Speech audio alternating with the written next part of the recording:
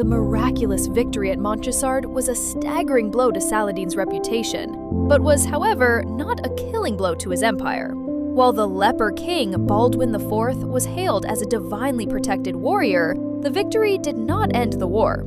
It merely changed its shape. The immediate aftermath transformed the Levant into a theater of frantic reconstruction and shifting psychological warfare. The immediate aftermath, a kingdom's brief respite. The Crusader victory was absolute but physically exhausting. Baldwin IV returned to Jerusalem in triumph, his status elevated from a dying boy to a king of legendary will. However, the kingdom's chronic lack of manpower meant they could not pursue Saladin into Egypt. Instead, Baldwin used the breathing room to bolster the kingdom's fragile frontiers. The most significant strategic move came in 1178 with the construction of Chastellet at Jacob's Ford. This was a massive fortress built just a day's march from Damascus.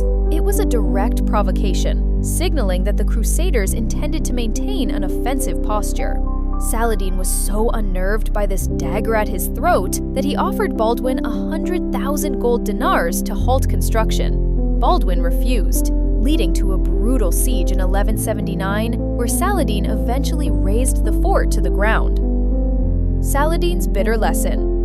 For Saladin, Montgisard was a masterclass in failure. He retreated to Egypt, his army decimated, more by the harrowing trek through the Sinai desert than by the battle itself. Thousands of his survivors succumbed to thirst, exposure, and Bedouin raids. Rather than crumbling, Saladin became more methodical. He realized that the Crusader shock tactics relied on his own lack of cohesion. He spent the next several years consolidating power. He focused on the encirclement strategy, eventually bringing Aleppo, 1183, and Mosul, 1186, under his control. Tactical evolution. He moved away from the overconfidence seen at Montgisard, pivoting to a war of attrition. He learned to avoid head-on charges against the Templars, unless he could dictate the terrain and water supply. The looming shadow of Hattin.